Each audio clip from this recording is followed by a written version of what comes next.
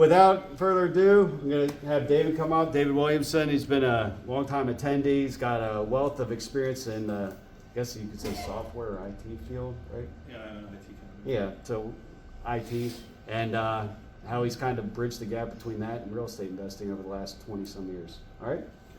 Thank you, guys. We're going to do a quick hot swap here. Yeah, give us just a minute to swap computers and make sure we're locked and loaded here.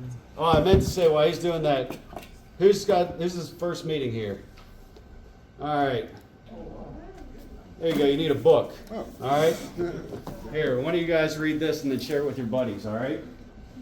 All right. Anybody interested in building a tribe online?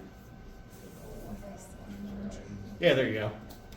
That's Russell Brunson. Anybody interested in a bucket list journal?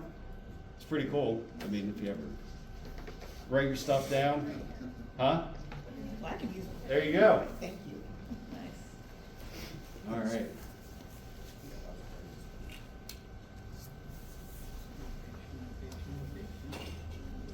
All right, it works. That's good news, right? Yeah. Especially for the IT guy. So I appreciate you guys having me here this evening. My name is David Williamson. I own Custom Computers in Winchester Wireless. I'm based out of Winchester, Virginia. Winchester Wireless, we're a rural wireless internet service provider throughout the region down there. And I've been doing that pretty much all of my adult life. I was exposed to real estate investing as a youth. My grandparents were real estate investors. They were self-employed in the landscaping business, and so I grew up around this. And we're going to talk about some ideas tonight about how to be able to get involved in investing in real estate without having money, because that seems to be a common denominator with a lot of people, is just not being able to figure out a way to be able to fund their deals. And when I was in high school, I'm going to date myself here, my grandparents handed me a set on cassette tapes from a guy by the name of Carlton Sheets. He has a program, he's since passed away, a program called No Down Payment. If you've ever listened to that program, I want you to raise your hand, please. Pay attention to the people that haven't raised their hands. You need to listen to that program. Okay? It's available on Audible today, which makes it a lot more convenient to listen to. If you're an old school guy, you can go online and get it on CD, on eBay, and it does come with some pamphlets as well that he put together. I would recommend that program. It is timeless in its material. Some of what I'm going to talk to you about tonight is in that program. This is not a plug for Carlton Sheets, because I don't get paid by his organization to recommend it to you, but it is the foundation of everything that I'm going to show you tonight. And my grandparents handed it to me when I was in high school. They had obviously exposed themselves to it at one point. So, without further ado, as long as my clicker is working, we'll get started. So, a little bit about me. I'm an Eagle Scout. All three of my younger kids are Eagle Scouts. Why does that matter? I think that at least in the generation that I grew up in, I learned a lot through the scouting program, and I learned a lot about being self-motivated, being goal-oriented, and diversifying myself in my skill set. My three younger boys all went through the scouting program. They're all three Eagle Scouts. My oldest, he decided scouting wasn't for him. He became a private pilot when he was a senior in high school. So the common denominator is that I've tried to practice what I preach in my household, and my kids, I think, have done a pretty good job of following my footsteps. I have an associate's and bachelor's both in business administration, currently finishing my master's in business administration with Liberty University in Lynchburg. I have 20 years of experience in what I'm going to talk with you about tonight, which is buy and hold real estate, a lot of which has been done in creative finance. Not all, but a lot. This is how I got my foundation, was in creative finance. I still do them to this day. I did not stand up and talk about current deals, even though I have one actively right now, because it's part of my presentation tonight. So we'll talk about an active deal that I have under contract tonight, and it is a creative finance deal that I'm getting seller financing on, the whole deal. Well, not the whole deal, but they're taking first position. So I self-manage all the properties that we have, which is about 40 to 41 doors of residential and commercial long-term, and 6 short-term vacation rentals that are in Florida, Lynchburg, Virginia, and in Ocean City, Maryland. And I do self-manage all of the short-term rentals as well. It's not as big of a job as it sounds. Honestly, the more that you have, I believe the easier that it gets, because you learn systems and automation, and you build contractor relationships in the local areas that you're working in, and you learn to delegate. So tonight, I'm interested in trying to talk about how to bridge the gap between where we all started from and where we all aspire to be. We all start really in the same place, which is leaving our parents' house at 17, 18 years old, heading to college, heading to the military, heading to the workforce, wherever it may be, and we leave pretty much with a shirt on our backs. But where we end up, in many cases, is very different, right? So tonight, what I want to focus on is trying to help you bridge that gap, to create some additional tools and mechanisms to be able to move in the direction that you foresee your ability to be able to do, but maybe don't connect the dots on how to get there.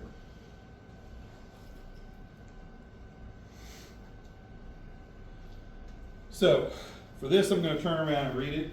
I will tell you, I made sure that there was a lot of meat and potatoes in this presentation. I'm going to make it available after the fact. There's a link at the end of the presentation. Make sure you have your camera available to take photo at the end, because I have a hyperlink to this presentation on there, and we are video recording it as well.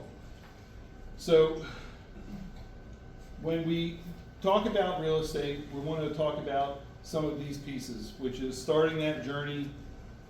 And most of where we go when we start this journey is through our mindset. And when I'm mentoring somebody, one of the first things that I wind up doing is, let me see if my pointer actually works here, make sure I'm putting the right button.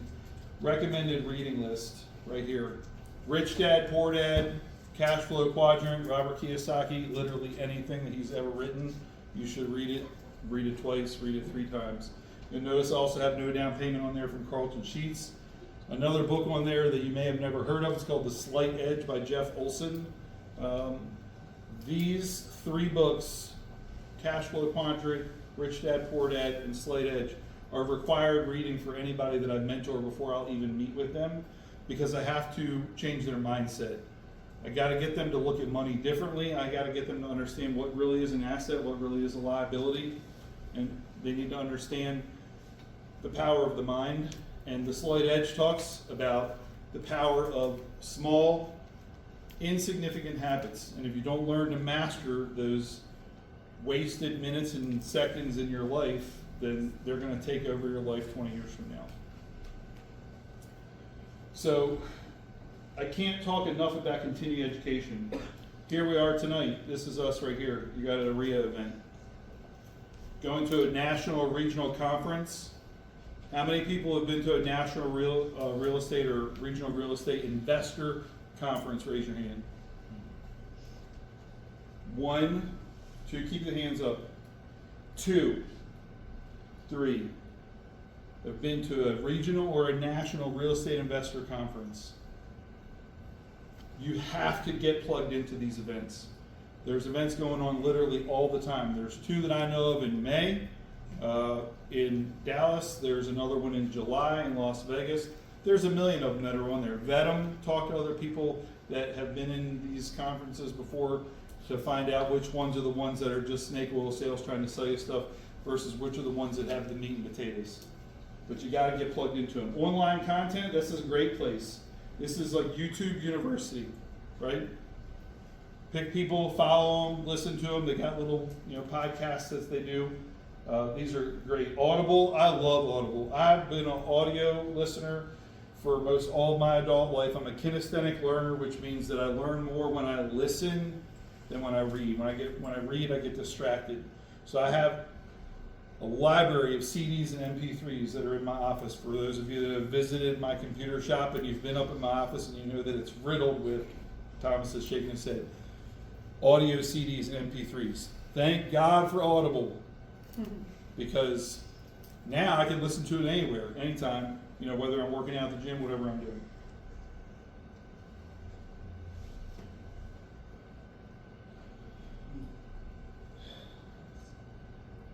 I'm going to pause for a moment here, because this is probably the most important slide you're going to see tonight. Okay. Burning the boats is so important. It was life-changing for me. In 2001, in Dallas, Texas, at a national conference, not real estate, but network marketing, was the first time that I ever heard the story that goes along with this saying, burn the boats. I was so emotionally moved from that story that I turned and looked at my wife sitting next to me, and I said, when we get home, you need to quit your job. I was already self-employed in the computer field as a consultant. She worked at the VA hospital as the admin assistant to the director of the hospital here in Martinsburg when we lived in Inwood. And that was a pivotal moment for me. And I can tell you everything fulcrums from that moment forward, because I decided I'm not going to live my life anymore with a safety net. I'm either going to make it or I'm going to die trying. Period.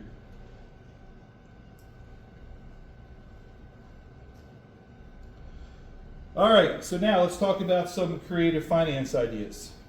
And then we'll start diving into a little bit more of the meat tonight. So I've kind of surmised the most popular methods that I and several people that you have probably met in your past have used. So we're just going to talk about them here for a minute. We've got lease purchase agreements, rent to own, which they're kind of synonymous, but they're structured a little bit differently. We have subject to or sub to financing deals, which is where you take ownership of the property subject to the existing mortgage that is in the seller's name, and it does not transition. You will make a payment through an escrow account with a bank that you two will be joint one, that will then pay also the mortgage payment, but the mortgage will stay in their name for an undetermined point in time. And do not worry about doing sale clause, la la la la la la la. Right? You didn't hear me. Because it almost never happens.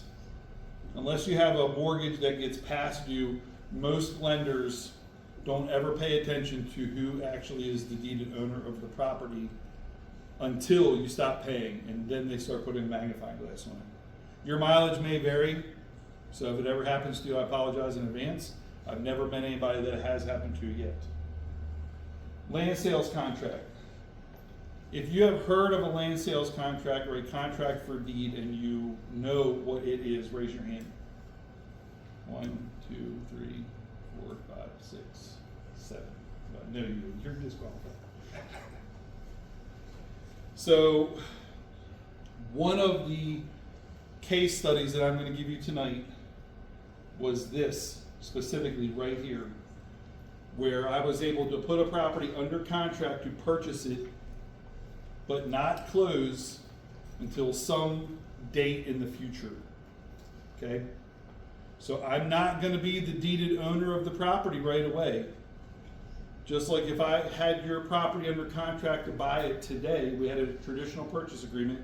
This young lady right here in the front just said that she just put one of her properties under contract today. So they have a legally binding agreement at this point to sell that house. A land sales contract is going to be the same thing. They have a legally binding agreement to sell that house to you. At a future date and time, you will close on it. In the meantime, you will make payments to them. We'll talk about that a little bit later. And then last, seller-held mortgages, whether they're in second position or they're in first position. Second position is going to be most common. Most of the illustrations that I will talk about tonight were seller-held second deed of trust with a bank first deed of trust. There are a couple that I will show you tonight that I have seller first deed of trust. that originally had no second deed of trust. It was just seller financing.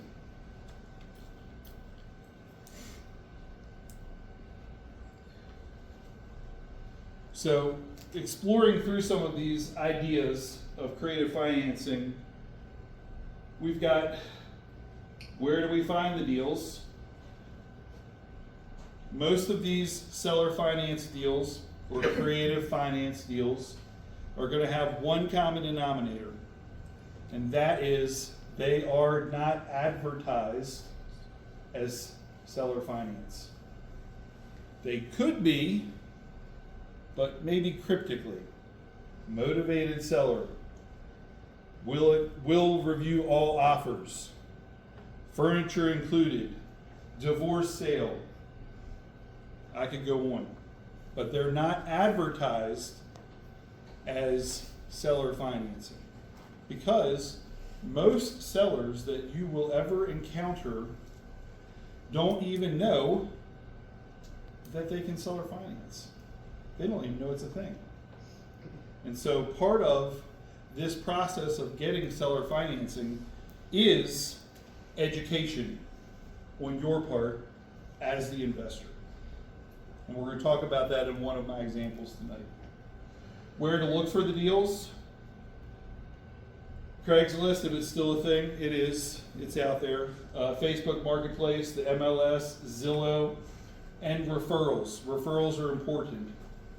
If you are here tonight specifically because you are on my personal Facebook as a friend and you saw me post about this meeting tonight and that's why you're here, raise your hand. 1, 2, 3, 4, 5, 6, 7, 8, 9, 10, 11, 12 people. There's power in social networking. Don't diminish it, because over a period of time you will build a reputation as the go-to person for X, whatever it is that you want to brand yourself for. And when you're looking for new tenant, new deal to buy, you can simply post it on your own social media platform, and in most cases you will get referrals from your own circle. I don't often post rental property past my Facebook wall before I wind up getting a referral from somebody in my network that refers to me. Why? Because I've been on Facebook since 2009, and I've probably been talking about real estate on Facebook since 2009. So people know that I do real estate. I post photos of properties that we're rehabbing. I post about deals that I just put under contract, and I go into detail about what those deals were and how I built them, so that people realize that there are ways to be able to do these things that are not just conceptual, right? You want to be a pace setter within the sphere of influence that you have. You want to be that person that people will come to when they think about X. And tonight, the conversation is real estate. So fill in the blank. So I'm going to talk a little bit at the end tonight about my own personal experience with deals right here. And we're going to spend some time talking about how to create that deal. There is no one-size-fits-all way to create a deal. That's the first and most important thing I want you guys to understand. It is a conversation. So as we bullet point through this tonight, and if I'm blocking anybody, I apologize. We want to initiate a conversation with somebody. We want to get kneecap to kneecap with them. We want to have a conversation with them. And I know we live in a digital marketing world and a telemarketing world. I tell you, there is no substitute for sitting across the kitchen table with somebody and talking to them. Because you miss out on nonverbal cues when you're trying to do this over the phone, even when you're trying to do this through a video conference like Zoom. take the time, invest into having an actual conversation with them. When you do that, these are some of the things that I do. I outlined this in basically a site map before I built this to talk about some of the things that I do. I want to explore their motivations. I want to try to find out, like, why are they selling? Because it's going to be helpful for me to understand the answers to some of these questions. When I first sit down and I start talking with them about whether I can put the deal together or not, I will almost every time, it's like cookie cutter, you know, I can turn the recorder on and just play it back nowadays. I tell people, I'm going to ask you some questions this evening that may seem like they're none of my business. But if I'm going to be able to put together what I believe will be a win-win transaction that helps you as the seller reach your goals, but I have to reach mine at the same time. And so if at any point in time you feel like any of the questions that I'm asking you are too personal, you don't want to answer them for whatever reason, that's fine, we can be done, right? So we're just having a conversation to see if this is going to fit, if I'm a good fit for you, if you're a good fit for me. You have to set that tone up front because, quite frankly, you are going to ask some questions that conventionally out in the realtor world, they're not going to want to answer because they're going to think this is very non-orthodox. So I want to ask them, what are you going to do with the money when you sell? Well, that's none of my business, is it, Bob? But I want to make it my business by setting the tone. Why am I asking that question? Because I want to know what they're going to do with the money when they sell. Are they going to put it in the bank and get 1% on it? Or are they going to put it into a mutual fund? Or are they going to help down payment with their kids buying a house? What are they planning to do with the proceeds? Depending on what they're going to do with the proceeds, most likely they're going to put them somewhere where they're not collateralized. If they were to lend me money against their own home that they're selling to me, they can have security interest on that property. They can collateralize that debt. So they have a way to get it if for some reason something happens and it goes south. I want to talk with them a little bit about just who they are personally. I want to get to know them as a person. They have kids, they have grandkids. Where do they work? Whatever. It's small talk. One of these deals I'm going to talk about later tonight in my case study, I literally sat with them at their kitchen table for about an hour just talking about cosplay. Do you know what cosplay is? Most people probably don't. I don't participate in cosplay. But they did. And you know how I knew that? Because in their basement family room area, they had a full-size Battlestar Galactica Cylon. If you know what a Cylon is, you're dating yourself. But it was a conversation starter. I watched Battlestar Galactica as a kid growing up, and when we started talking about that, we went down the rabbit hole.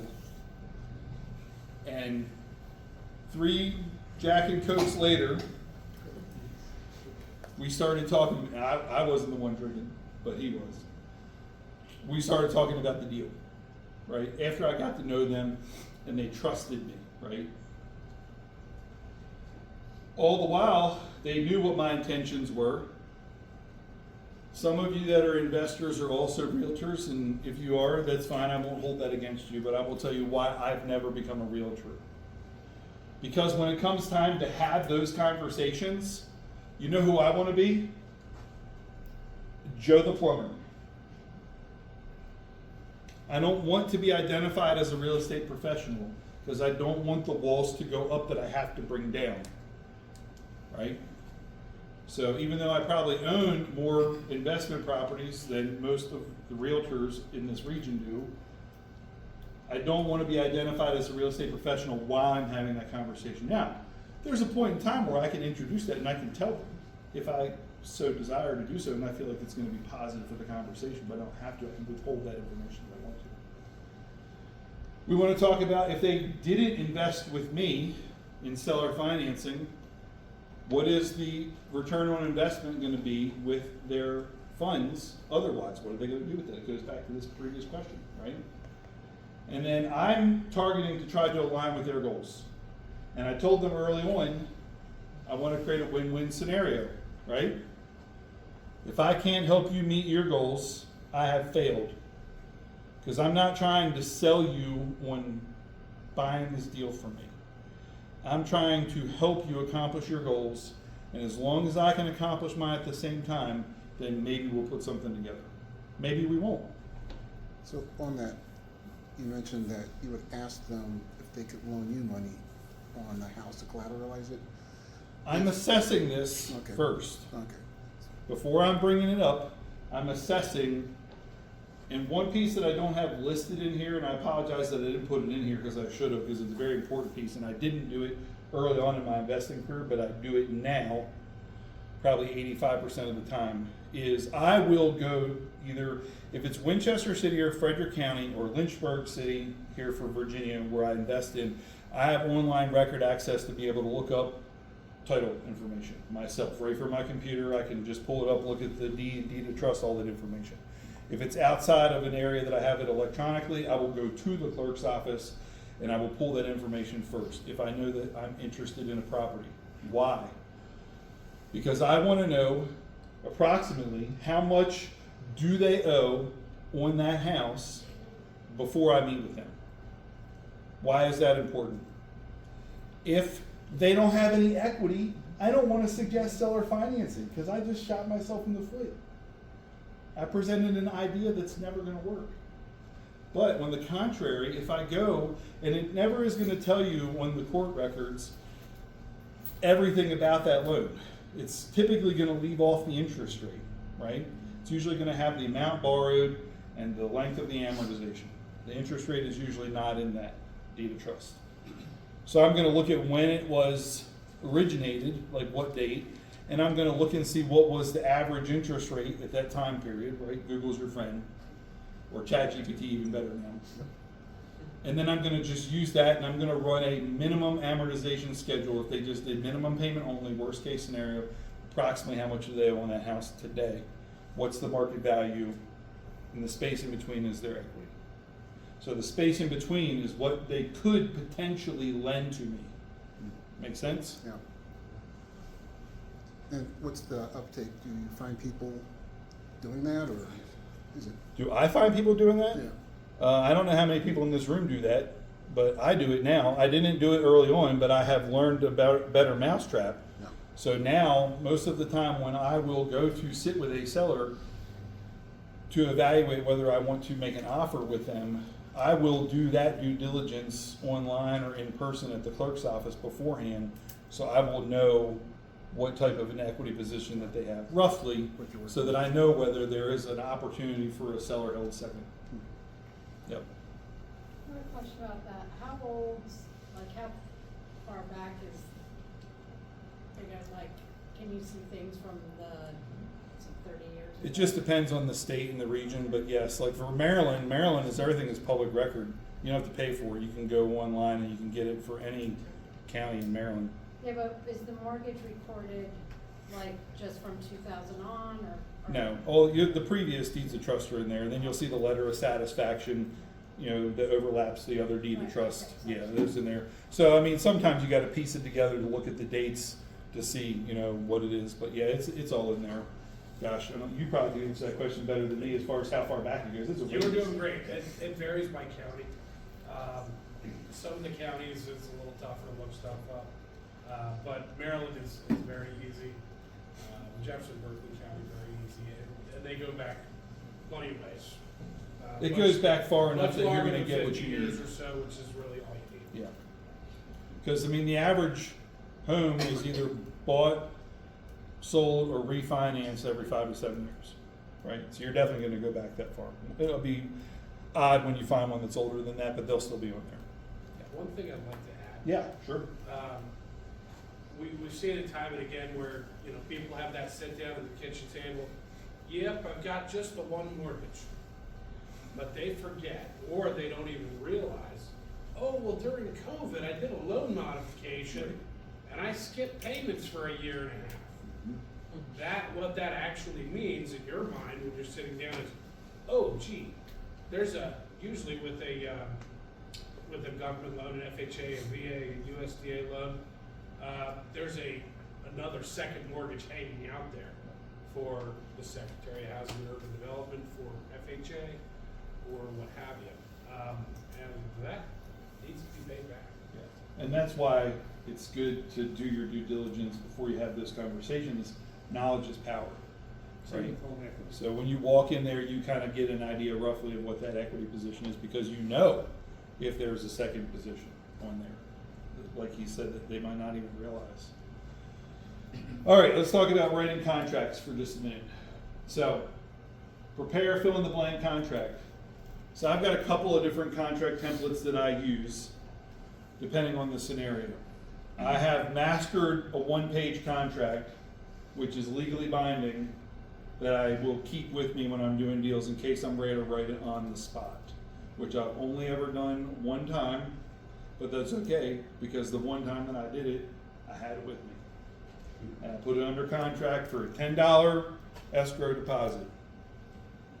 That's enough to make it legal, right? Exactly. So having that fill in the blank contract on your person is good. Most oftentimes you're going to have more than one meeting for various reasons. One could be you only met with one of the spouses, the other one wasn't available, you didn't know. They could, I want to talk to my spouse offline about this, we'll get back to you. You want to be zero pressure, right? If you can put it under contract, great, but the last thing that you want them to do is feel that they're pressured to sign something tonight.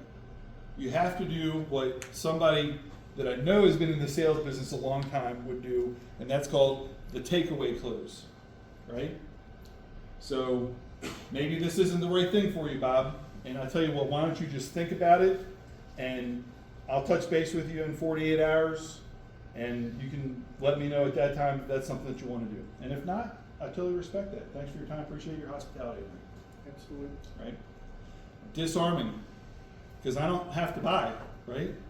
The seller does have to sell at some point because they got a reason why they have to sell. So the buyer has all of the control. The only time that you don't have the control, I joke when I say this, but I'm tongue in cheek. You don't have the control when you're the seller normally. Unless I'm the buyer, then I have the control. Because I will lead the seller exactly where I want them to go by asking a series of questions. And if at any point in time it doesn't work out, guess what? I don't care. Some will, some won't. So what? Next. Right? Don't ever get emotionally attached to the deal. Choose your settlement agent. This guy back here, he settled me with one of my properties. Oh, actually the only property that I've ever sold in 20 years, and that guy back there, he did the closing. Right? Because I'm like this guy over here from Germantown. I'm a buy and hold guy. Like, I'm a collector. I have more properties than a monopoly board. And I really don't want to get rid of them. I just like greenhouses, red hotels. Right? So I sold one of my greenhouses to go buy 2 more greenhouses with the proceeds. Right? So my greenhouses have babies.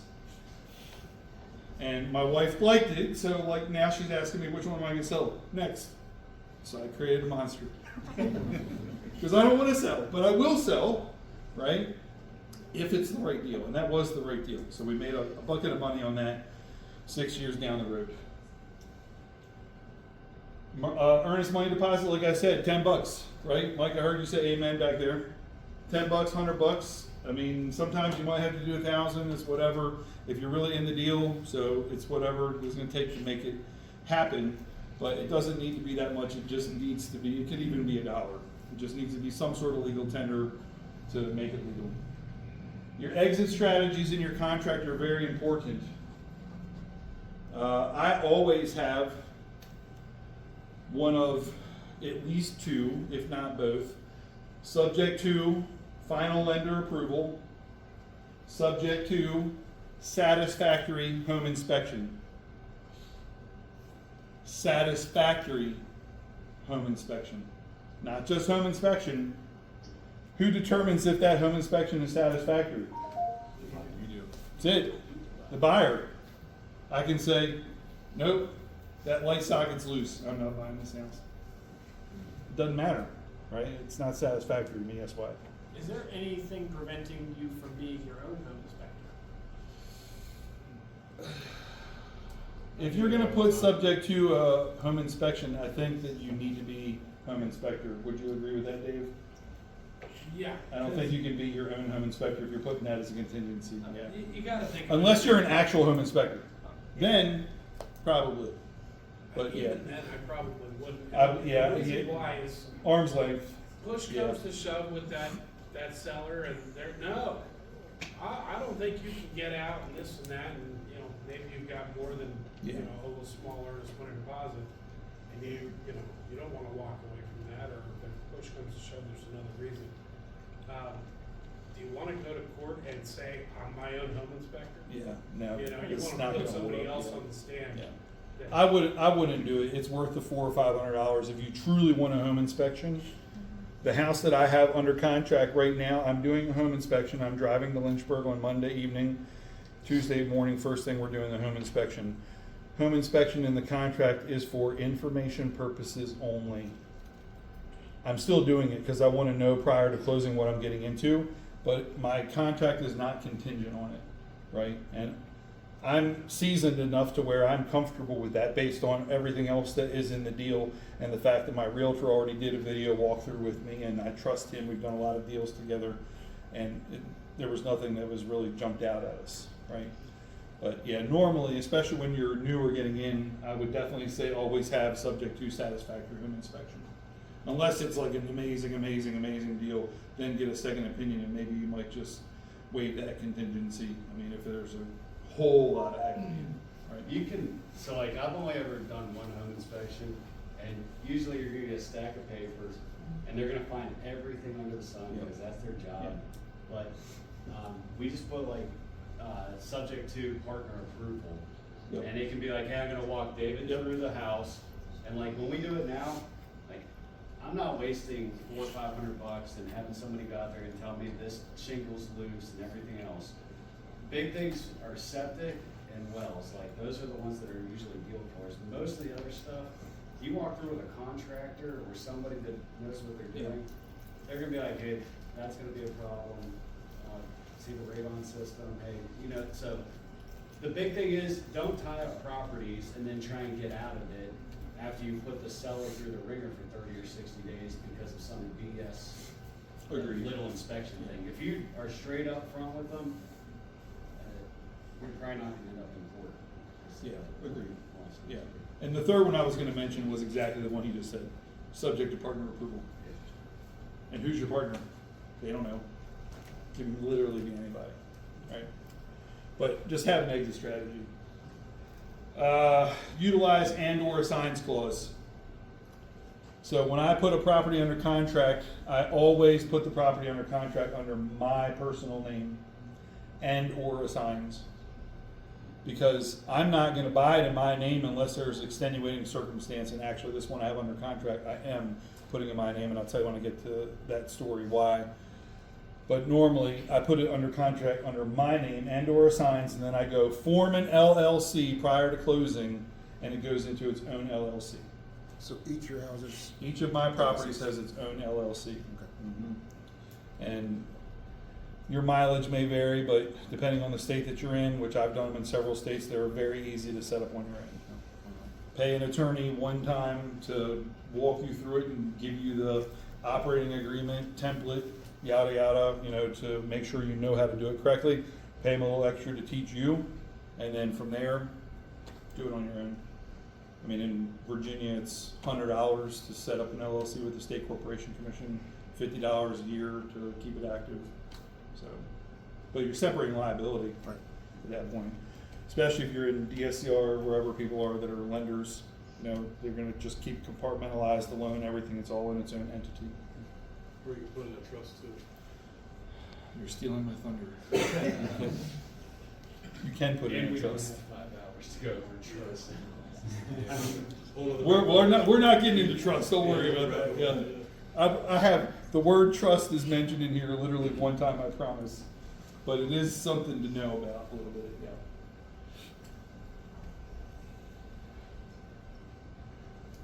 All right. Building strong lender partnerships is very important because you're gonna need lenders, right? Even if you're in a creative finance scenario, you're gonna need lender partners. You're gonna need that DSCR loan, or you're gonna need that small portfolio lender from the private bank, you know, like Mike is that's back there. So building relationships with your lenders along the way is important, because when you need them, you want them to know who you are, right? And you want to be more than just a number to them. Before I came here tonight, Mike and I had dinner in Outback.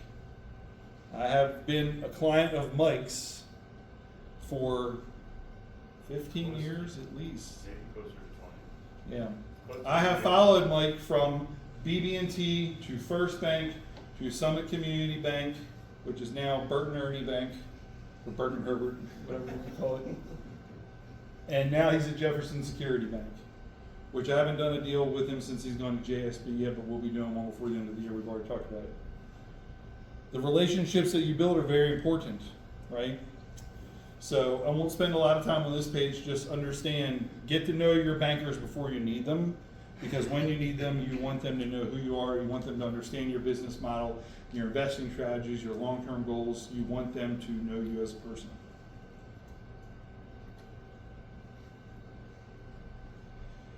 So some different strategies that we'll talk about a little bit is the tactics of the second deed of trust, being able to leverage that seller financing through that second deed of trust, tenant agreements that you'll put in place and how those can impact you. One particular example that we'll talk about is how I had a tenant, basically they had a contracting business, and instead of giving me a security deposit and first month's rent, they did all the work necessary on the house when I bought it. I never had to touch it. And I inspected it afterwards, and I didn't have to do anything to it, so that's what I mean by that right there. Maximizing your property value, obviously a lot of us are doing that now already. You know, putting money into the property to be able to cash out, refinance it later, to be able to use that equity to buy other properties. Different closing strategies, we'll talk about that in just a couple of minutes. Cash flow management, obviously cash flow is the lifeblood, right? So if it doesn't cash flow, should you buy it? Well, the answer is probably no, normally. I will now, 40 properties later, I will buy something that negative cash flows if it makes sense, but I would not recommend it in the beginning, because if you buy something that has $100 negative cash flow, how many of them you're gonna buy? Not very many. But if you have enough positive cash flow and something else to cover it, maybe it makes sense. Utilizing professional advisors, attorneys, bankers, whoever it is, right?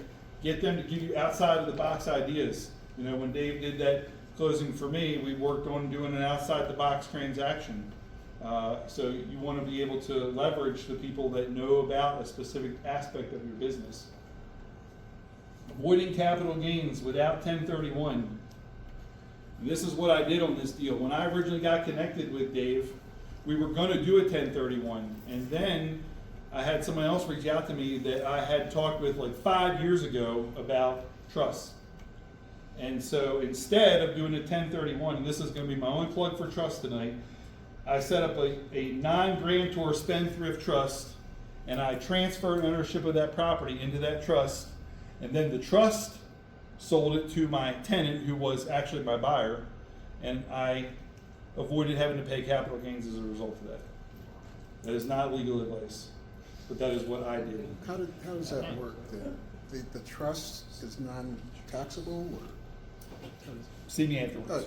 I think we actually have a presenter, I think, that's gonna be speaking later on this year about DSTs and 1031s and whatnot, so we'll probably. Yeah, and that might be a good conversation for them.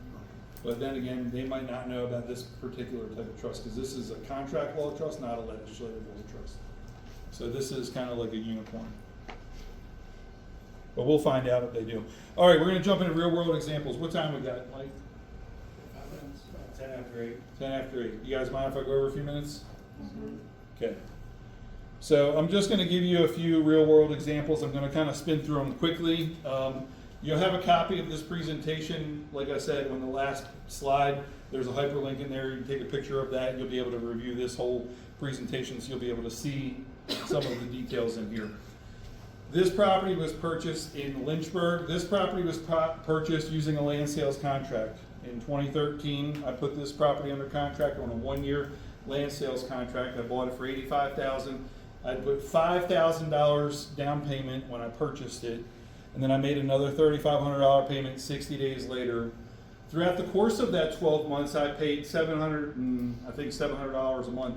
$500 was basically interest or rent. The other $200 was going towards the down payment. At the end of the year, I had to close on the property. So I put it under contract in January 2013, and I had to close on it by January 2014. So what did I do? I locked up the property, and I gave myself literally 1 year to figure out how I was going to buy it. I had to come up with $8,500 within the first 60 days, right? So in this scenario, I kind of did what Kiyosaki teaches in Rich Dad Poor Dad. I built a business to generate cash flow to be able to invest in my real estate hobby. So that $8,500 I was able to leverage out of a business line of credit that I had from my primary IT and ISP business. So I didn't use my money, I used line of credit money to be able to put the $8,500 down, okay? A year later, I financed it with the same bank that he had the mortgage already with. They took me on as a client. This property right here, I bought, I think also 2013, yeah, November of 2013, I bought this property for $160,000. Mike, did you do this one in your first bank? I think you might have. I can't remember. Anyway, bank first, deed of trust for $110,000. Seller held second for $50,000. 110 plus 50 is what? 160. How much did I buy it for? 160. So I got like $3,500. Go back. It's like $3,500 in closing costs. $3,600 right there that I had to pay for appraisal, closing fees. That was it. Okay. The rest of it was payments that were made over a period of time. Eventually, I refinanced this property in 2021. As part of a 5-property blanket line of credit, a blanket lien, not line of credit, but a blanket lien. And so when I did that, I lowered my monthly expense by like $4,800 a year. And also, by the way, got $250,000 cash at closing when I did that. So I just bundled 5 properties, refinanced them all at once, and cut $400 a month out of my mortgage obligations and got $225,000 cash at closing. Who'd like to do that? And you basically pull that out tax-free. Tax-free, 100% tax-free because it's a loan. Anytime you get loan proceeds, it's always tax-free. This property now is still worth about $160 today, like 12 years later. And it's one of the tower sites for my internet business, so it makes me even more money than that. We built a 100-foot tower on it. This property right here, we bought at 139. It's on the corner of Shawnee Drive and Valley Avenue. We bought that from First Bank. I don't think you did that deal. Cindy did that deal. So I got a private lender here, not hard money, but a private lender. Lent us for the second deed of trust. So we bought this fully financed, and then this was one of those properties that went into that blanket lien. This was the property that the tenant was the contractor. And he went in and he did work, no security deposit, no first month's rent. Floors needed to be refinished, yada, yada, yada, a bunch of different stuff. It was probably about 10 grand worth of work if I had paid somebody to do it, and I got it from him for basically about $4,500, right, for all in. 10 years later, because I bought this in May of 2015, so we're like literally 1 month shy of 10 years, it's the same tenant. And guess what? He takes beautiful care of the property. I think I've had 3 service calls in 10 years. And the rest of the stuff he just does. And the property now is worth, roughly $360,000. I bought it for $140,000. No cash out of pocket, because I got seller financing on the second deed of trust. I was able to get them to finance my closing costs too.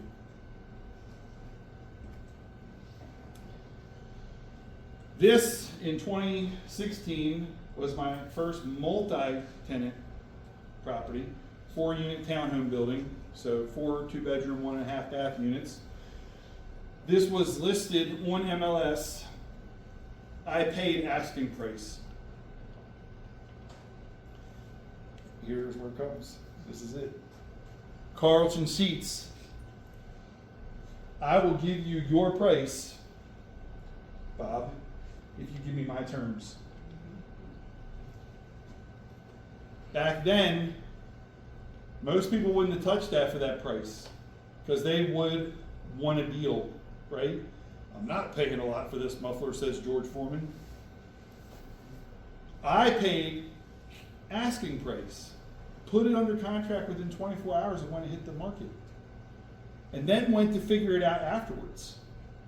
We wound up getting the seller, and you did do this deal, and you remember it well because we went back and forth on it. So the seller, I asked them to take back financing for the down payment, which was $85,600, I think it was, because I just put this together. Yeah. So originally, they wanted to be out of the loan within like 36 months, right? So they were going to finance it for a long amortization with a 36-month balloon. These guys over at Summit Community Bank at the time, and it wasn't like he was his underwriter, so I won't blame Mike. They come back and say, we'll do that deal, but you have to deposit $2,500 a month in a savings account in our bank so that you got money saved up to pay off that second deed of trust when it comes due in 36 months. And I pretty much told Mike, because we're friends at that point, you're out of your mind. I'm not giving you $30,000 a year because I need to put that money to work. I need to go buy another property with that 30 grand, right? So I said to Mike, that's not going to fly for me. So go back to your underwriters and find out from them what is the least amount of time that they will accept on a fully amortized second deed of trust. So Mike goes and talks with them, and he comes back and says to me, they said 84 months is the lowest that they'll go. I said, put it in the commitment letter. Conditional approval based on seller offering financing with full amortization at 84 months. And that's exactly what he sent over with me. I said, you put it in the commitment letter, and then it's my job to sell it. And so I went back to the listing agent with my realtor, and we presented it to him, and we basically said, this is the deal. This is what they have to take. And so they took it. They agreed to finance it out fully amortized for 7 years. The story doesn't end there. A year later, the seller contacts me and says, we really need that money sooner rather than later. So we're thinking about selling the note at a discount just so we can go ahead and cash out now. But we figured that we would offer you the opportunity to buy the note since it's your note. So I said, okay. And they're like, well, what will you give us for it? I said, I don't know, 50 cents on the dollar. So it's $85,000 note, right? It's like a year later, so I probably owed like $83,000 on it. So that would have saved me like 40 grand. So she didn't say no. She just said, I'll get back to you in a couple weeks. I'll get back to you. Okay. So she calls me back probably like 2.5 weeks later and says, we found somebody that's willing to buy the note. They give it to us basically 90 cents on the dollar. So if you want to give us match 90 cents on the dollar, then we'll do that. Okay, hold on, I'll call you back. So I called this guy over at the bank and I said, Mike, I had an opportunity to buy this thing and to save basically like 9 grand. He had just finished refinancing another property for me, and I had spent like 10 grand in closing costs to do that refinance. And so if I did this deal, I was gonna make my 10 grand back because I was gonna save 10 grand on this, right, by buying it. So I said, will you guys do a blanket lien second deed of trust on my office property on Valley Avenue and this, because it won't have a second deed of trust on it anymore. So I got enough equity between the two of them. Would you guys just give me a blanket lien second deed of trust to buy this note? He checks, calls me back, says, yeah, we'll do it. So guess what I did? I bought my note. And I bought it at basically $10,000 off. So I paid $428, which was asking price, but a year later I got a discount. What terms did you get it under contract with? On the first or the second? So if I understood the story correctly, that you very quickly got under contract and then figured out what exactly your offer would be and then came back with an offer? Yes. So what did you say to them to get them to take it off the market for you? Just, we'll give you. Seller held second. Okay. I so you pitched just that and they started with agreed that, to it, and but then I had to, because they wanted the That was the 36 months, and so I financing. agreed on the 36 months and we got it under contract. And then that guy back there said no. Yeah. So Okay. I had to go back. I'm not the bad guy. The Yeah. bank's the bad guy, and I gotta play it like that. That's car sales, right? You got the sales guy, and then you got the manager. And you're beating the sales guy for the best price you can get on the car, and he's like, "That's really all I can give you." Well, I'm going to talk to the manager. Hold on, go back here, talk to the manager, and you guys are just kind of laughing it up. You know, you're not even talking about the customer. You bring the manager out, and the manager sits down, and he talks to the customer and says, "Ma'am, that's it. That's all we can do. I'm sorry. He's giving you every penny that we have in this car." You believe him, you didn't believe the sales guy. He thought the sales guy was trying to get something over on you because he's the bad guy, not me, right? I'm on the side of the customer. Miss Seller, like, I can't deal with it. Like, he told me no, but this is what he said he will do. So if you want me to buy the property, that's it. And if you say no, that's fine. I'll have to walk away from this deal because I can't do it. Take away close. And that was the 84 months, instead Yep. of the contract. Yep. So they bought on the 84 months. Why? Because I was giving them full list price, right? I give you your price, you give me my terms, and so we were able to negotiate the terms, right? That's a cash cow, by the way, right now for me, because the second is paid off pretty much. This one right here, first deed of trust, bought it for 140, 10 grand I had to put down. You know the reason I had to put 10 grand down? Only one reason. Because she had a $10,000 balance on her HELOC. I had to pay it off. But did I? I didn't know what I know now. I didn't really have to. I could have done sub 2. And if I had done sub 2, I could have deeded it over to my name. I could have taken over the HELOC as the first position on the property, and I could have put her in second position for the other 130. And I could have done it without having to put the 10 grand in. But I didn't know. So guess what? I know now, so I wouldn't do that same deal today. I would do it differently if I could. Because that 10 grand wasn't giving her any walkaway money, that was just paying off the note that was on the title, right? So that we could do it, because I thought I had to clear the title. You don't know, right? So I haven't done very many seller held seconds, but of like the 3 I've done, they've all won and paid off sooner than what we originally agreed upon. Yep. And you're able to get a discount like every time. Yep. Even if it's only 10%. Agreed. Like. it's 10% is crazy. 10%. I mean, it's a Yeah. discount on the purchase of the property. Yeah. Yeah, and sometimes you get lucky and it might be more than that, you know? So this property here was a 3-2 rancher with a full unfinished walkout basement. We remodeled it and we put a 2-bath apartment in the basement. So now today it's a 5-4, 2 separate units. My value of the property went up significantly. Today it's valued at almost $500,000. I bought it for $140 in 2016. And rental income when it's like $2,500 a month. This was another first deed of trust. I did these the same time. These were both referred to me by a friend of mine who is in the Medicare business. He deals with annuities and Medicare for seniors. And he had a couple of clients that were having issues, and so he brought them to me. And so both that last deal I showed you and this deal, same situation. $80,000 purchase price. I bought it at a discount. We had to kick the deadbeat son out of the house. This was her home from her first marriage. She was remarried, lived in another home. The deadbeat adult son and his family were living here. They didn't pay the rent. They weren't paying utilities. They weren't paying taxes, nothing. They were complete freeloader, almost 40 years old. And they were draining the parents dry. So I got brought into the situation, help solve it. Well, guess what? The best way to get somebody out is sell the property. Because now they're no longer your problem. They're my problem because I'm the buyer. And so it didn't take long, out he goes. And then I remodeled this property.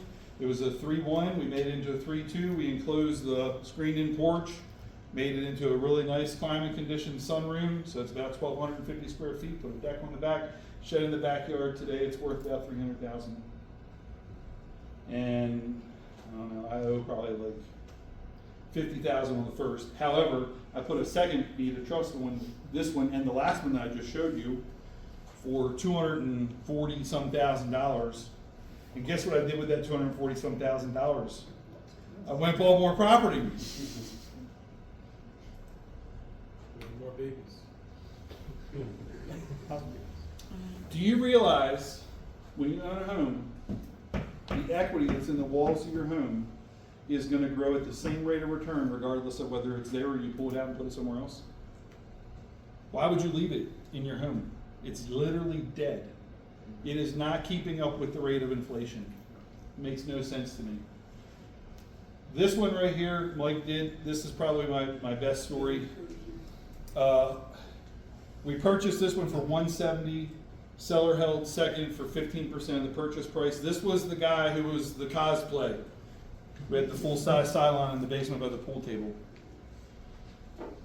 These guys were great folks, but they were not real estate people at all. They didn't have investment background, nothing. I started talking with them about second mortgages, and I might as well have been talking Greek.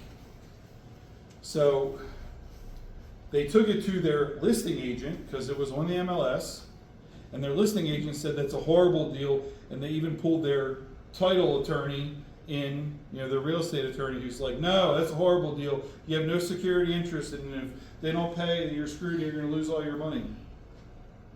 Mind blowing. So I called them back and I said, look, they're absolutely wrong. That's misinformation.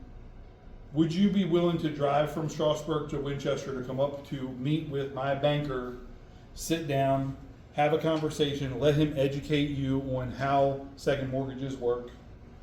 And he can tell you anything he wants to about me. You can ask him any questions. We've been doing business all these years. That was Mike when he was at Summit. So we spent about an hour with them, walked out of Mike's office. We're standing out in the lobby before we walk down to the first floor. The husband turns to me and shakes my hand and says, you could have walked away from this deal when we said no, based on the information we were given, but you stuck with us and you educated us, and we really appreciate you taking the time to help us understand what it was you were presenting to us. We would love to do business with you. Because I took the time and invested into it. They did it. 3 years later, it ballooned, and I had to pay it off. Guess what? I did a cash out refi on the first deed of trust. I had enough equity that had built up in the property that I was able to refinance the property, pay the seller second off into a brand new first deed of trust, and I never had to put any money into the property. Did I know that 3 years earlier? No. I know what's going through a lot of your all's minds when you think about these deals and you're like, oh, man, it's risky. Like, how am I going to pay that off? Who cares? Don't overthink it, right? You're a creative finance guy. 36-month balloon. Guess what? I got 3 years to figure it out. Don't care today. I got 2.5 years to figure it out. Then I'll start sweating a little bit if I haven't made a plan by then. I work well under pressure. I'll figure it out tomorrow. Today I just want the house, right? So don't sweat it. You'll figure it out. Let's burn the boats. This one here on top of the mountain, we also made this one a tower site. Makes me a lot of money, but that's the reason why we bought it, actually. $318,000. Seller took back a $35,000 second deed of trust. I did my research on this beforehand. I found out how much equity they had. Guess what I didn't know? The husband was a retired commercial lender. That's Sonny's house. Yeah, it's Sunny Sense, that's right. So I learned that when I'm sitting there kneecap to kneecap with them in their living room, and he starts sharing this with me because, like, I'm talking about all this different stuff, and he's eating it up, right? And then he tells me, like, what he used to do, because he was, like, in his 70s at the time. And I'm like, well, isn't that fortuitous? So we put a deal together, right? He was comfortable with everything that we talked about. And this one was one of the 5 property blanket lien, and we wound up paying him off early when we refinanced everything, because when we did the blanket refi, anything that had a seller second on it, it got paid right? So I got rid of all those mortgage payments at that point when I walked away with that cash at closing. I'm getting $2,700 a month from that one now. This one right here, right next to my office on Valley Avenue, if you've been to my office, we're just between the Motel 6 and here's the Mazda Subaru dealership right here. So my office is right here, literally next to this one. I knew these guys since we moved in 2004, and I got to know the neighbors. Well, his health was failing, Jerry Bennett, back in 2019 when we bought this. This auto shop here, he had always rented it out separately. He grew up in this house. His dad built it in the 50s. He grew up in it, and he died in it, unfortunately, because he passed away in 22. But before that happened, I approached him because I knew that his health was failing, and there would be no way that he could continue to take care of this property. So I approached him and I said, would you guys be willing to talk with me about selling this property under the circumstances that I would let you stay? And we put a deal together. They financed 50%. Summit Bank financed the other 50%. I make a payment to them every month. This property is now worth close to $500,000. It's worth more than that because it adjoins my other commercial property. This is zone B2. My other one is zone B2. So they're probably worth a couple million combined. But Mrs. Bennett and now her daughter that lives with her, I gave them basically a life estate. It was a $1 a year lease for the rest of their life. The husband passed away in November of 22. The wife is still alive. The life estate scenario, and it wasn't really a life estate, but I say it because most people will understand it that way, but it was a $1 a year lease as long as they could remain in the house on their own volition, basically. So the daughter, she lost her son, and she was a mess emotionally, and this happened like 3 months after they lost the father and the grandfather. So she wanted to move in with her mom. And I said, well, that's fine, but the lease doesn't incorporate her, so you would have to pay rent. So she pays me now $700 a month to live there. Obviously the mother is still not paying anything. Why did I do that? And Jerry, when I was talking with him about this, he was like, oh, tax assessment value of my property is like $350,000. You want to give me $260? And I said, Jerry, I'll give you $350, but then you're going to pay me rent. Because I'm taking the long play. I'm going to help you. I'm going to take this property at a discount, but you're not going to have to pay anything, and you're going to be set. And we did basically about a $23,000 a year flip in their budget because they had a mortgage on their property. They were paying like $800 a month. Plus, they lost their income from that building back there because their tenant moved out, and he was too ill to be able to find a new tenant. So we took them from basically, having to pay $10,000 a year to flipping over and not paying the $10,000 and getting an extra, basically like $12,000 from me, right? So that was a huge difference in their budget in their late 70s. For me, it was a long play, and I told him that. I said, the long play for me. Like, I may never sell that property. My kids might inherit that property. It's commercial property. What it'll be worth down the road. This one here, another one, bought it for $425. Summit did this one. Seller took back $60,000 second deed of trust on a 5-year balloon. I had to put $8,500 down when I bought it. I leveraged that from a line of credit on another property, OPM, right? So zero out of my pocket to do it. Mr. Zumbrun over here helped me sell that house back in September in Harper's Ferry. And we had to pay off a $58,000 seller held second that came to balloon in December of this past year. Guess what? In December of 2019, when I put that under contract, I was like, I don't know how I'm going to pay that. It's 5 years down the road. 5 years came and went, and guess what? I sold a house and had the cash, and I just paid the balloon with the cash. I didn't know I was going to sell that house, but the problem solved itself.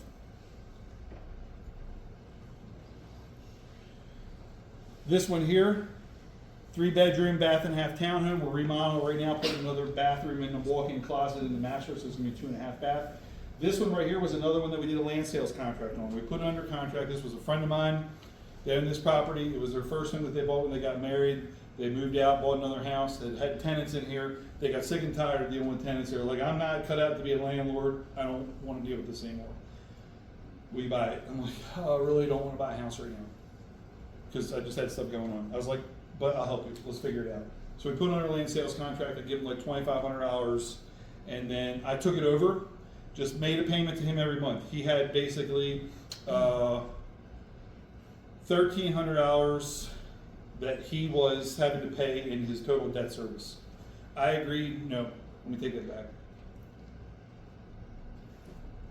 He had $1,100, and when we rented it, I was able to pay him the $1,100 plus make an extra $200 for myself. So basically, I was making $2,400 a year off of his property because I didn't even own it. It was still deeded to him, right? Because this was by all means just a rental situation. I wouldn't own it until I closed on it. Guess what? I did close on it. In 2021, I did that blanket refi with 5 properties. The 4 properties I already owned. This one I didn't. We wrapped the 5th one in, and I bought the 5th one and actually closed on it as part of the blanket lien. So I never put anything more than the $2,500 in there that I gave him up front.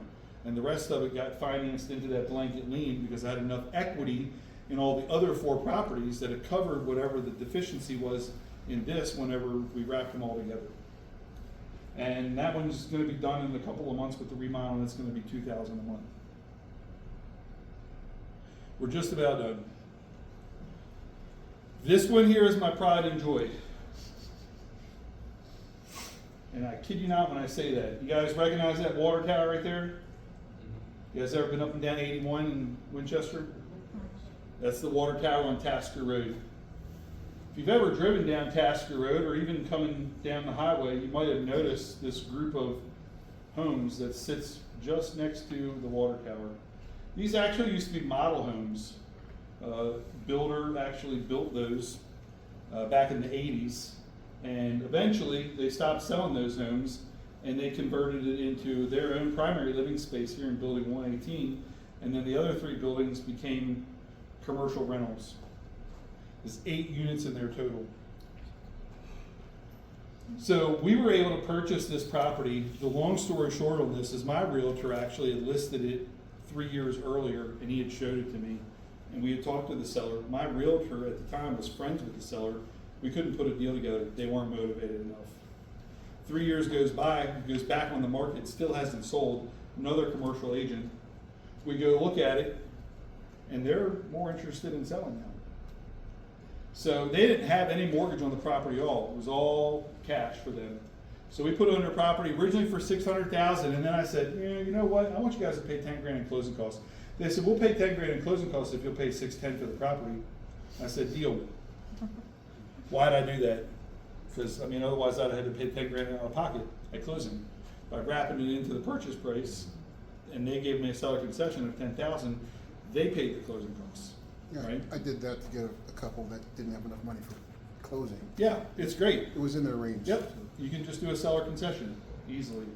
So they took out a 75%, I took it one with Bank of Charlestown, 75% first deed of trust. Seller took back 25% on a 5-year balloon.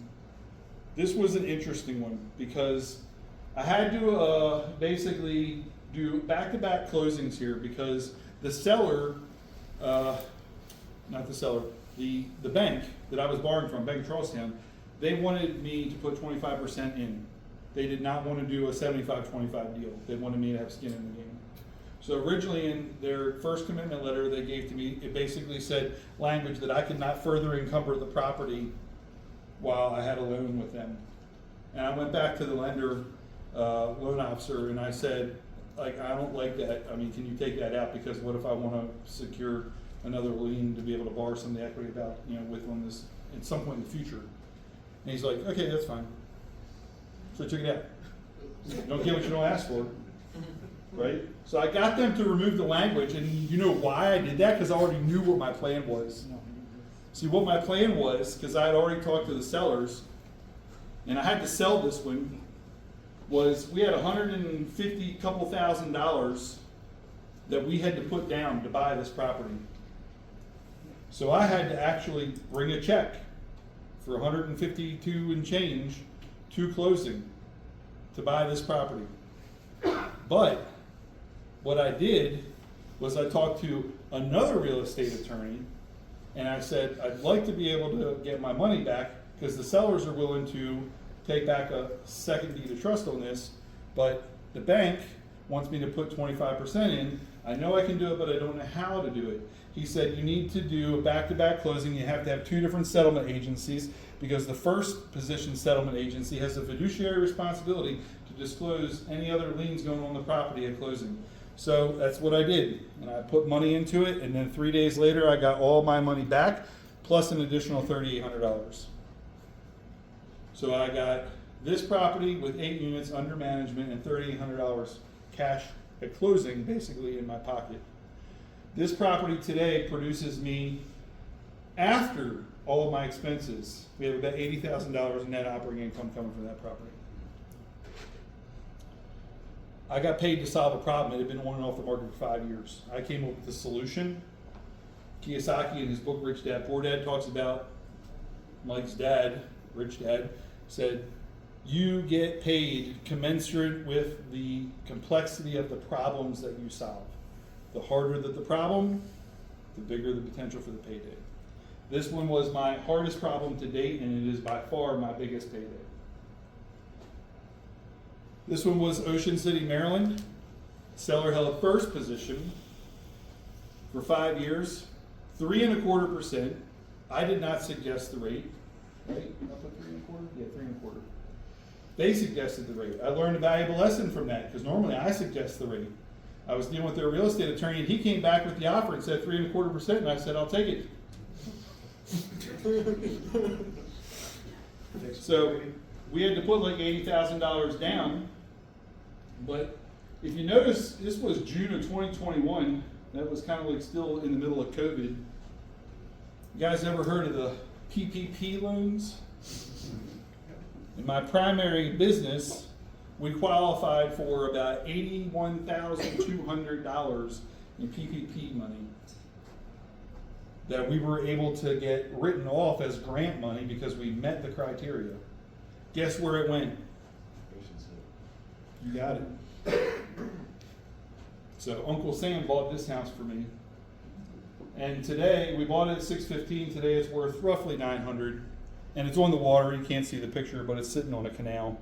So we got 60 foot of bulkhead with pontoon boat and a couple of Sea-Doos stocked there. We rent it during the summer to vacation rental. All right, next to last. This one, and we got one more, and then we're done. This is the one that I have under contract right now today, and I didn't stand up when we got a current active deal. We just put this under contract this past week, $152,250. It's in Lynchburg. I like Lynchburg. My kids go to Liberty University. I'm an alumni from Liberty.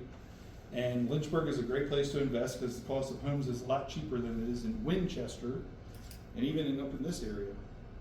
So this is a 2-bed, 1-bath right now. It has the ability for us to kind of remodel it into a 3-2, I think. But the interesting part with this property was when my realtor did the video walkthrough, so I haven't even been through the house yet. We went back and forth after the fact, and I said, well, check with the listing agent to see if they would be willing to take back any seller financing on the property. And usually when I ask that question, I say, would they be willing to take back any financing on the property for either all or part of the purchase price, either long or short term? That's my question. We threw it out there. So come to find out, they're investors. Come to find out, they're retiring. This is their last rental property. They're moving to Myrtle Beach. They need to offload this property. Oh, and they've owned it long enough that they have a lot of appreciation and they don't want to pay capital gains. So they came back and said, we'll finance the whole thing. We want you to give us 3 equal payments. 1 payment at closing for a third. A year later, make another payment for a third with 5% simple interest. And then a year later, make another payment for the balance with simple interest. So, like any good negotiator, I said, no. Let's counter.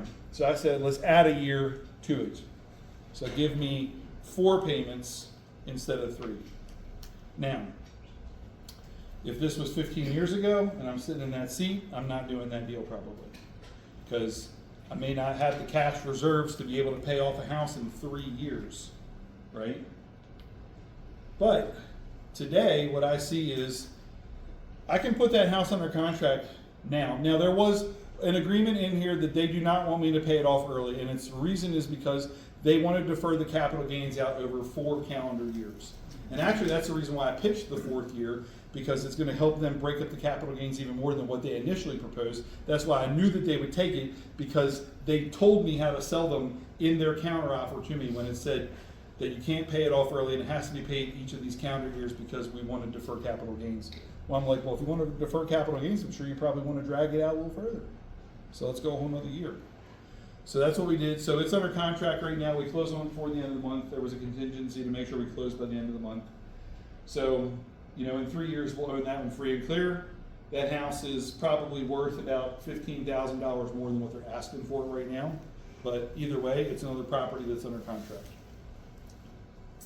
And by the way, that 38 something that I got to put down is still coming out of the proceeds from the Harper's Ferry house. Still. Right? This is the last one. This is my primary residence that I live in Winchester. I bought this house in 2016. I happened to actually know the seller. He was a client of ours in our computer business, but I didn't know it at the time. I figured it out while we were in the transaction. So asking $600,000, negotiated to $550,000. Worst thing that could ever happen to a negotiator is you take their first offer. And that's exactly what happened here. I came in $50,000 under asking price, and he said, sure. Should have went lower. I should have gone 100. Right? Because you know you should have left meat on the bone. But anyway, this deal was constructed $550,000 purchase price, $20,000 down payment. And the seller would finance $530,000 for up to 3 years. Interest only payment with a once a year principal payment. So in year 1, we paid $20,000. Got it on here somewhere. Yeah, $20,000 here, and then we paid another $10,000 in year 2 to get us to year 3. And at the end of year 3, we had to, refinance it at that point. So I didn't put it up on here. I didn't have to do an appraisal, right? Because there's no lender. But for posterity's sake, I wanted to, because I really wanted to know what kind of equity position did I have on the house. Because I put it under contract for $550,000. It appraised for $735,000. So 3 years later, we refinance it. We get into a VA loan at 3.5%, and then December of the next year, we get a streamlined modification, no cost to us from the VA, and we get down to 2.25%. It's like basically free money. So since then, I take out a $225,000 home equity line of credit on my house, my primary residence that I live in. Guess what I did with that money?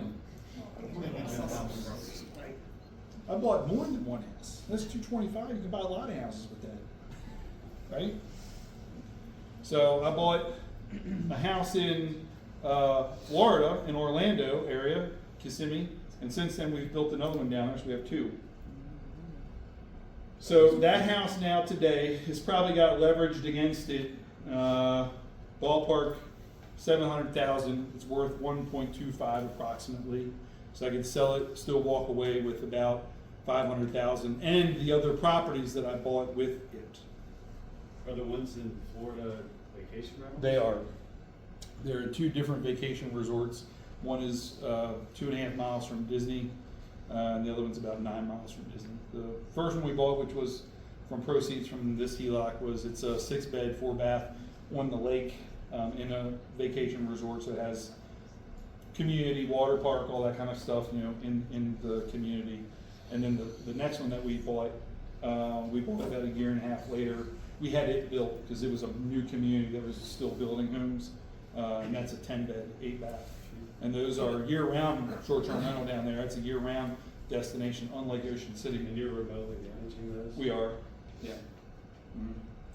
We've got cleaners, handyman, pool people, HVAC, I've got them all on speed dial. We've got good relationships with them, but I'm self-managing them. Do you find that market has become oversaturated? Yes. at all? Yeah. So is it In order to compete in that market down there, you have to have a USP. You know what a USP is? A unique selling proposition. You have to have a hook, right? So our USP on our properties is they're heavily themed, right? They're decorated. So we got in our 10-bed, we got 5 kids' bedrooms, 2 Star Wars, a Harry Potter, Disney princesses, Mickey Mouse, Clubhouse, and then we even themed 3 of our upstairs bedrooms for adult king suites. We've got a vintage Mickey and Walt. We got a Back to the Future, and then we got actually for the adult Star Wars fans, we got a Han and Leia king suite. Did you design all that? Or I did. Yeah, I did. Wow. Yeah, we actually got a couple people here that have been to the house. They've seen it. Internet tower in there, too. Yeah. So, all right. So now we're done, and I'm going to open it up for Q&A. I know we've gone over tonight. Hopefully, you guys have gotten some good information, but I want to take just a few minutes to do Q&A. Yeah. I have a question. So I'm a buyer. We're buying properties since 2015. Never done any creative. Maybe I never tried to do it. Mhm. But I'm pretty sure that most of the buyers here advertising like we buy cash, we buy quick, you get Yeah. paid in 10 days. Yeah. Most of the buyers, most of the sellers I'm dealing with, I highly doubt they wanna. Yeah, they want any relationship with this property for a long time. They want to get paid. They want to be done. So my question is, who's your ideal sellers?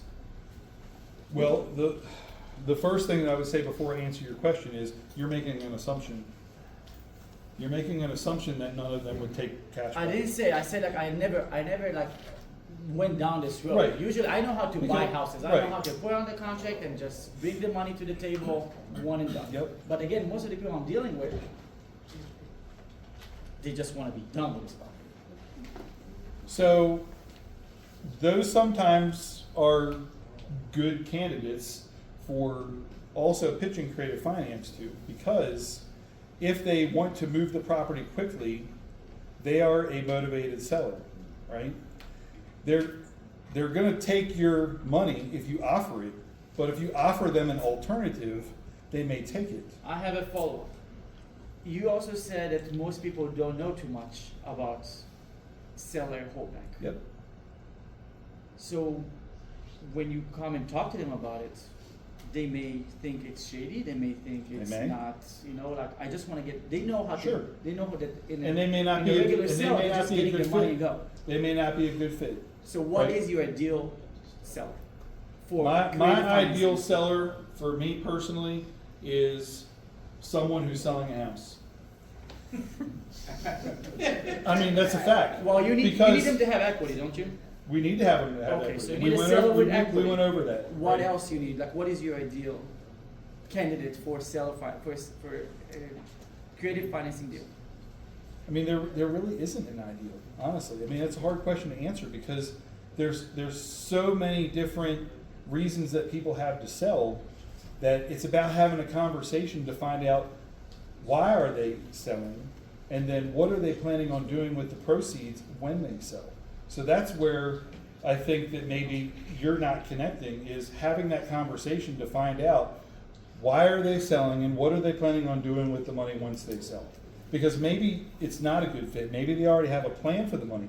But if they don't have a plan for the money, then you can suggest a plan for the money. They can shoot it down, and then you can decide whether you're still going to move forward as a cash buyer. Mm-hmm. But when you give them the option of A, B, or C, it's an open-ended question. It's not, do you want to buy my house? Yes or no. Do you want to sell this house to me? Yes or no. It's, do you want scenario A? Do you want scenario B? Or do you want scenario C? They're more likely to take one of your offers if you formulate 3 offers or 2 offers for them. And so for me, a lot of times, my offers will include conventional financing and will also include seller financing. And my conventional financing offers are always going to be lower than the asking price, because I want a discount if I'm going to have to go do additional work, right? So if I give them all the money plus interest, plus help them to be able to defer their capital gains, plus be able to collateralize that debt. It's up to me to try to sell them on what are the benefits of going with option A versus option B or option C. But not all the time is option A going to fit for them. I mean, there's plenty of times where I've bought a property more conventionally and I've put money down on it, right? So, I mean, it's not going to match every buyer, every seller. So when you get to that point in the conversation and you know that creative finance isn't going to be an option, then you have to have a decision that you make at that point. Is this property still worth buying for you? Do you have the means to be able to buy it otherwise?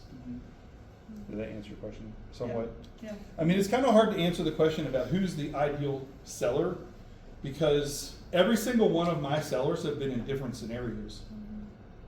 Well, I don't know how much I want to go back and forth about this. Yeah, that's fine. But most of the people that will sell us a property to an investor, there are people that don't want to put their house on the market, or people that have a problem. They have a money problem, a time problem, Yeah. or there is again an issue that we solve. Yep. Right. Understand. And so you are targeting a very specific audience.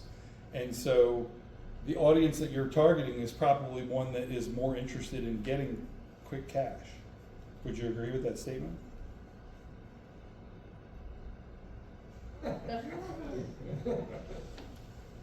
Is that how you advertise? Do you advertise that way? Well, yeah, of course, like yeah. Yeah, So when you have a these cash sign that says buyers we are buy saying, houses "We for buy cash, guess houses." what? You've set yourself up for failure. Right? But you know, you can use your cash I strategy. mean, if you're looking for creative finance and you put a sign that says we buy houses for cash, you're not getting creative finance. Because you're luring in the people that are looking for you buy a house and give me cash. Correct. So diversify your marketing.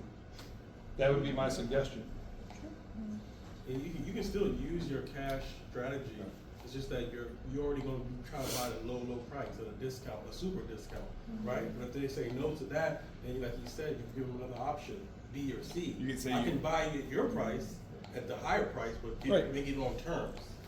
So It's you Carlton Sheets. I'll give you my price if you give me my terms. And that's why I was saying A, B, C. You can say Give you them have more other than one alternatives. option. So like if you want to be able to leverage their money and you know that they have equity in the property, make A the most appetizing offer out of the three. And if they don't take it, well, they're dumb, but give them what they want.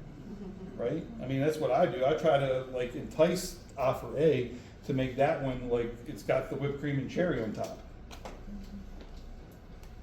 Okay. Yes, sir. In the back. Hold on one second. To dovetail his question, of your need meetings, how many of them actually result in a deal? What percentage approximately? 80 80? for me. Yeah. I mean, I feel like I'm a pretty good closer, but I also feel like I do my homework. I mean, 20% of the time, they're going to be these kind of deals to where either it's going to be I'm going to do a conventional purchase or I'm going to walk away. And I have no problem with walking away. I don't ever care about a deal. It's got to make sense for you and it's got to make sense for me or I'm not going to buy it. Right? I'm just going to move on to the next deal. So the real question is how many, have I not even been able to get to that point, right? And how many have you tried to make those offers and you get the door slammed in your face or you get, profanity emailed back to you when you're soliciting somebody on Craigslist or Marketplace or whatever it is. Like you're just gauging interest level when you're doing that. It's a numbers game. Right. So, but for the ones that I get to the table, I would say I'm 80%. Yeah.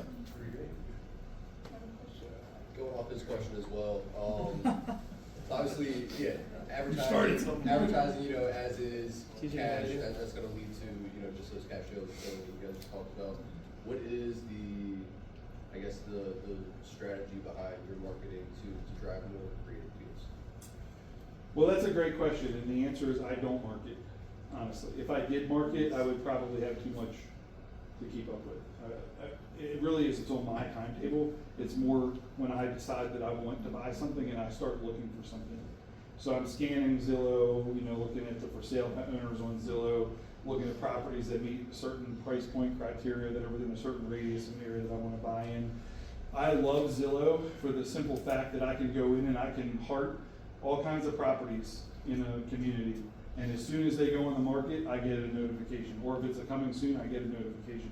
So I have literally, like in Lynchburg, I have entire communities that I've just literally taken the time to go and mark every single property in that whole community. Why?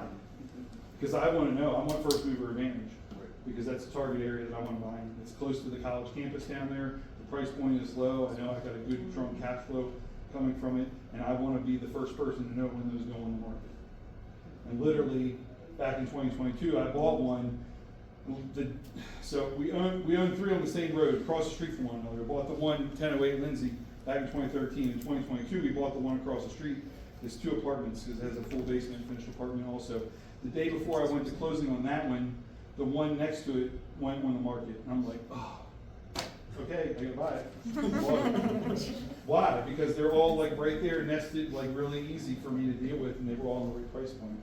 So, and that one I had to buy conventionally. I mean, there was no owner financing on that one, so I had to put 20% down on that purchase. But as you build equity in other properties, you gotta learn how to leverage the equity coming back out of those properties. So I didn't need to take 20%, from my own money. I could take 20% out of the walls of another property, right? So is that my money? I mean, technically, yes, it is my money, but really it's the bank's money. I'm just leveraging it, right? Yes. I know you don't think about a few years down the road how you're gonna do something, but have you, sorry, I'm not getting the answer for this. What's your exit plan? Are you just gonna leave these for your kids to inherit? That's a great question. So my exit plan is to take over the world one house at a time. No, seriously, my exit plan is that I'm passing it to the next generation. I have my youngest son out of the 4, definitely has been the one that has been the most interested in coming alongside of me, and one of our other sons is similar interest. So for me, it's about retirement income, the cash flow coming from it. I really don't plan on selling the properties. I'm planning on just continuing that on and teaching them how to be able to leverage the equity in those properties, to be able to use that as a springboard to continue to build the Williamson empire. So, but I mean, really about exit strategy, it goes back to the whole burn the boats mentality. If you knew that there was someone in your family that had a terminal illness, and that you had to come up with $100,000 or $200,000, like in the next 60 to 90 days, in order to get an experimental treatment to be able to potentially save their life, could you do it? No, I can't. You couldn't? I bet you could if you had enough motivation. I know I could. I would beg, borrow, and steal to do it. Yeah, okay, I get what you're saying. Yep. So, nope. I'm talking about just in general. Can you solve that problem? Would you move heaven and earth to make it happen? Of course you would. Why? Because your why is strong enough, right? So if you can't find a way to catch a balloon 3 years out or 5 years out and make it happen, your why is not strong enough. And it's just plain and simple. Because if your why is strong enough, you're going to figure out how to make it happen. Like you're going to go out and you're going to work an extra job, or you're going to do an extra few wholesale contract flips, or whatever you're going to do, you're going to get the money to be able to make it happen. And if you're not, then you're just not willing to do what it takes. And I don't mean to say it cold, hard truth, but that's the fact. So that's, look in the mirror, ask yourself that question every day. I mean, am I willing to do what it takes, right? So, all right, I know I'm way over time, Raphael. Well, it's a 2-part question. The first one is, actually the same. What type of creative financing could you use if you're looking at bankrupt property or property that's bad that you want to fix up and keep it long term? So if you're looking at bankrupt property, you're trying to buy from somebody else, private money is definitely a good one. So if you know people that have money that would be willing to lend it to you, and I'm not talking about hard money, although hard money is an option, private money is typically going to be cheaper. So to kind of build a pool of, a handful of private investors that would be willing to lend you the money, that's one option. Another option is equity in your own home that you have, that you can leverage. DSCR loan products, which are standalone, you don't have to have tax returns to be able to qualify for those. You just basically have to have decent credit. What's the minimum credit score for DSCR for decent? 720, 690? I think 650. 550. Yeah, so it's like in the mid to upper 600s. So, and I'm sorry for putting you on the spot, because I know that that's a little optional question, I just thought you might know. But if you do a DSCR loan, the DSCR loan will qualify just based on the property's ability to make income and then your credit score.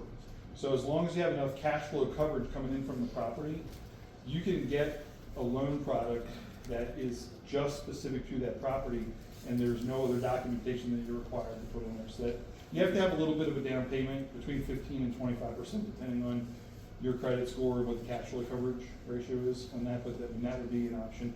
For me personally, I would say, you know, try to use private money, even if it's short term, because you could always fix it up and then refinance it and pull the money out and then pay your private lender back and then use your private lender again. Because the more times you cycle your private lender and they make money off of you, the more likely that they're going to want to do another deal and another deal and another deal with you. And what was the second part of the question? Same thing, but for homes that you want to fix up and keep long term. So are you familiar with the BRRRR method? BRRRR? Buy, rehab, rent, refinance, and repeat. So it means buy for cash, if you can, or private money, whatever, and then fix it up, then pull a cash out refinance on it, and then rinse and repeat that process. So the BRRRR method would be ideal, and I'm telling you something that I don't normally do. Honestly, I mean, I've done it a couple of times. You got to find the ideal property to be able to do that, but I mean, the BRRRR method works as an effective method. Anybody else? Do you ever pull any lists or run lists? Like buyer lists? I mean, what Yeah, lists? like a list of like out-of-state owners, and then maybe try to target those properties or people that have owned the property for a long time. I really don't. I'm not super active in doing that. You know, I will just say, I mean, and I know you guys will laugh when I say this is a hobby for me. You know, I mean, I have my IT company and my ISP. That's my primary bread and butter. I don't ever make any money off of this as far as that I live off of. I just keep reinvesting it back into my properties over the last 20 years. So for me, I could be more active. I could be more aggressive. I could probably have double the portfolio that I have if I really was motivated to do it. But I mean, it's a lot to keep up with, you know, with doing like 2 or 3 remodels at the same time right now. So I'm comfortable with the pace. But for somebody that was doing it full time, which I'm not, yeah, I mean, being in a position where you're getting lists and getting that information from people would be a great idea. You know, or doing the signs like he's doing or whatnot, you know, if you really want to actually market. I'm not a good one to give you advice on marketing because I really don't, honestly. I'm more of just kind of fisherman. I just kind of look for something specific. I like the salmon fish, and if you know anything about salmon fishing, when the salmon are running, they do not hit. So you literally have to target and you have to like float it by and get it in their mouth and then snag them. So that's exactly how I fish for real estate, is I find my own deals and then I want to get it in there and then I want to snag them. So. Let me see the link, you said you had a link for. Oh yeah, I'm sorry, yep, we got one more slide. All right, so that's the one you want to take a picture of. And the bottom link there, that's this presentation here if you want to review it.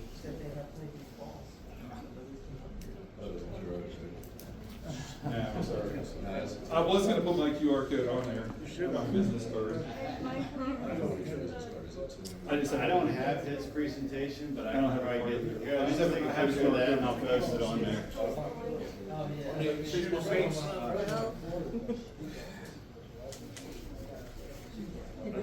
I'll put that on the Facebook page. Sure, you'll put it on Yeah, I'm going to turn the phone off. Oh, yeah. Good presentation, thank you. Thank you, thank you. All right, you learn anything? I mean, other than Dave doesn't buy anything traditionally?